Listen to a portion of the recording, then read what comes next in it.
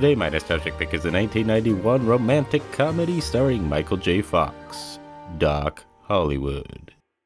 So let's get this thing started.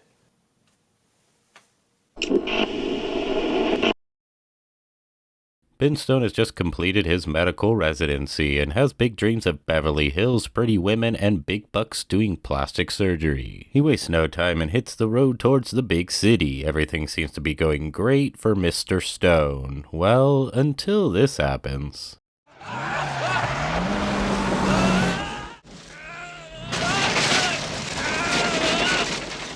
When I first see the owner of the fence, I think, that's the guy from Home Alone. Now, Mr. Evans is not just a funny character, he's also Judge Evans. Yep, that's right, he just destroyed the fence of the one and only judge in the town. The town is a small country town called Grady, the squash capital of the South. Now, Dr. Stone's sentence for breaking the fence is 32 hours of community service at the local hospital. The whole idea of the sentencing turns out to be that they need a doctor because their small town doctor's getting old and grumpy. Or maybe he's always been grumpy. Who knows? What I do know is that this old school doctor is awesome. He will have you laughing almost every moment he's on the screen. I doubt you'd know crap from Crisco. Up from the mystical play of shadows.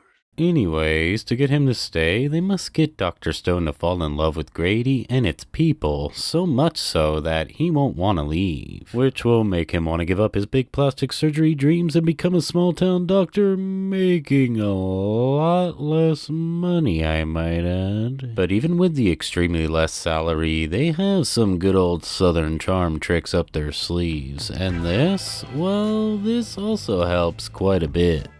Oh, don't worry. Only one of them horny. I'm not telling you which one. Want a cocktail? I'm obviously joking around. Now, there is a love interest that makes it hard for him to leave, and her name is Lou, but more about her later in the video. Anyways, it turns into, will he end up staying and take the job, and maybe even get the girl? Or will he say, screw all of you, are you kidding me with all this small town crap? I'm going for the big money. The first time I watched it, I wanted him to stay, and I think a lot of people might actually agree with me on this one. So that's the basic plot of the movie. Now I'm going to be talking about other things about the film. Doc Hollywood has a really good supporting cast. The other main character in the movie after Ben Stone is Lou, played by Jolie Warner. Now, Doc Hollywood would be her breakthrough role, and Warner and Fox had great chemistry, and it shows up on screen. John Muir said it. Most people are on the world, not in it, you know. I really only know the actress from Doc Hollywood, Mr. Saturday, and Tommy Boy, but I love her in each one of those films. No, it's really close, but her role in Doc Hollywood is probably my favorite of the three, and no, it's not because of this.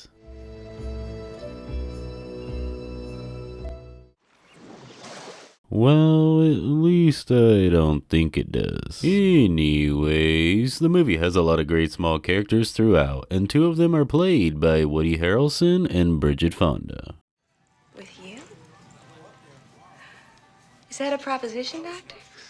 Growing up as a kid watching Cheers, I always liked Woody Harrelson, and even though his role is small in Doc Hollywood, the character is right up his alley, especially at that time period. I like how his character Hank throws life insurance into the conversation randomly. It's pretty funny. Earthquake insurance is something I'm keen to take a whack at out there in L.A.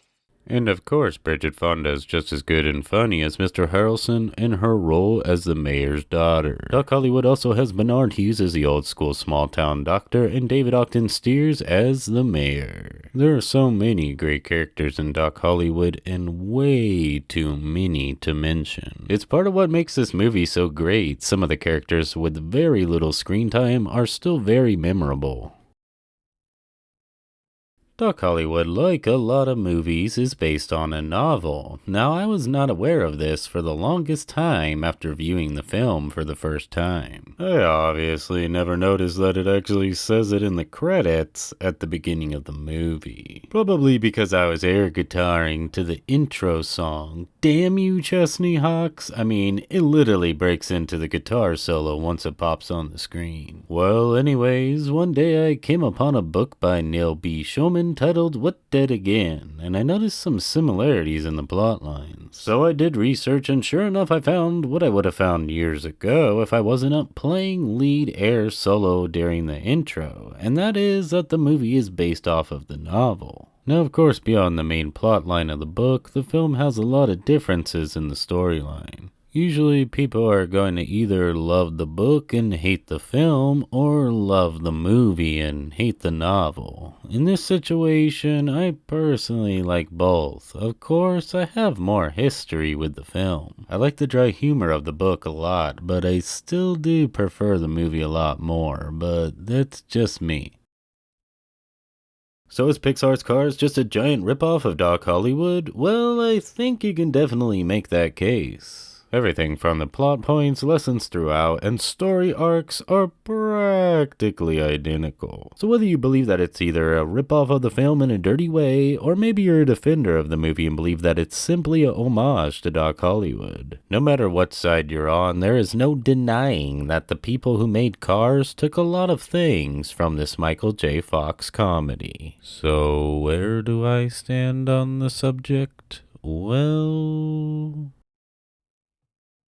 The music in Doc Hollywood was done by Carter Burwell, and the opening tune, The One and the Only, is the type of song you would expect to open a Michael J. Fox film during this time period. And that's not a bad thing, even though, like I said before, it made me miss seeing certain things during the credits due to my air guitaring solo. It's still what I want in a film like this, a song that's just early 90s enough to sound a bit 80s. It's perfect. The movie also has the Willie Nelson written, Patsy Cline performed song Crazy, and yes, it's a pretty overplayed song over the years, but it's Patsy Cline. Her voice is amazing, so I can't complain. Those are the only two radio songs in the film. Other than that, the music fits the moods pretty well when it's thrown in there. It touches the right emotions at the right moment for a romantic comedy.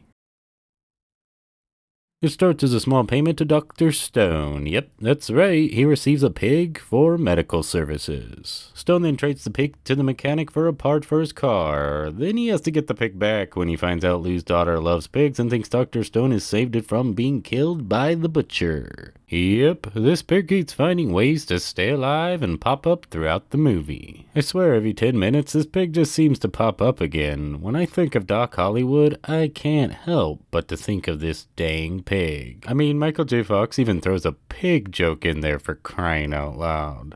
Not too much TV for her, okay? Okay. She's a real pig about that.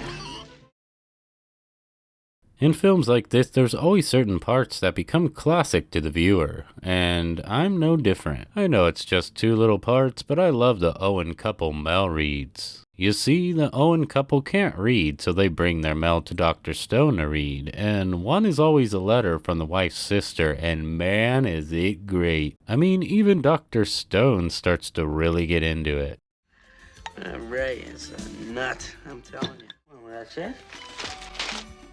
What about Ellen in the Pakistani? I really like the scenes when they're making house calls. I think that old school country style doctor that really gets to know the people in their community is pretty awesome. And I have to admit that the Owens family home visit is my favorite because of those dang letters from the sister. And I know it's only like 30 seconds, but we needed to know what happened to Ellen. How's Ellen making out with the Pakistani man?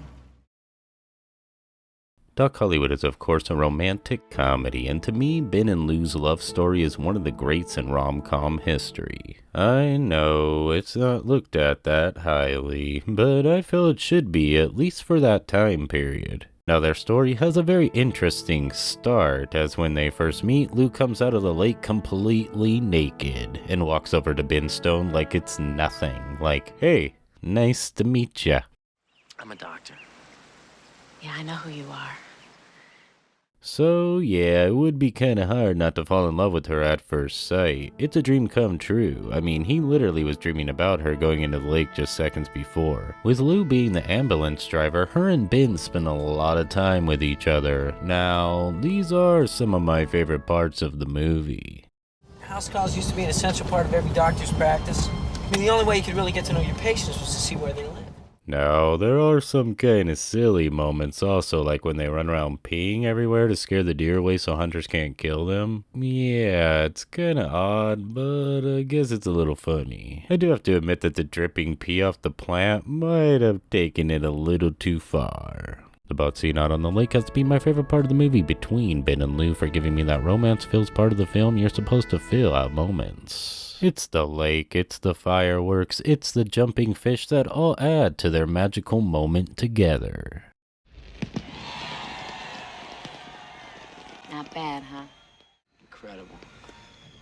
Ben Stone can't take advantage of this situation simply because he loves her. This leads him to pushing her away by trying to run away, then her pushing him away by saying she's gonna marry Hank. How dare you?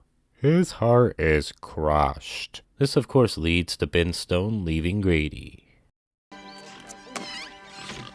Well, Ben Stone, you have 5 minutes to say goodbye to Shangri-La. This part makes me feel sad, it makes Lou sad, it makes Ben Stone sad, it makes everybody sad, so why is he leaving? Well, simply because that's how the script was written. What can you do? The big city instantly makes Ben Stone feel depressed, but he does get a visit from Hank, who tells him good news that his engagement with Lou is off. Ben Stone quickly goes after Lou. Now let's not forget this is a rom-com. It has to have a happy ending. Boy gets girl, and this one is no different. I don't want Los Angeles. I want you.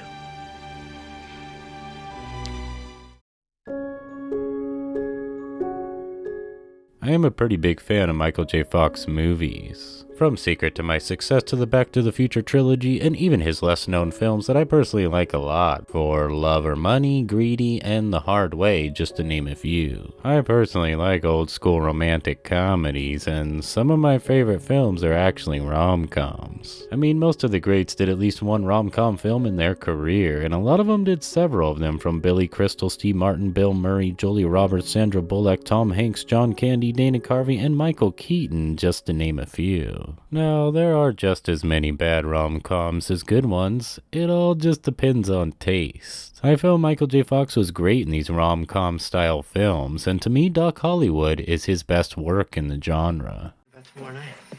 Really desperation. I like this. Is that a star? No, that's Ted Danson.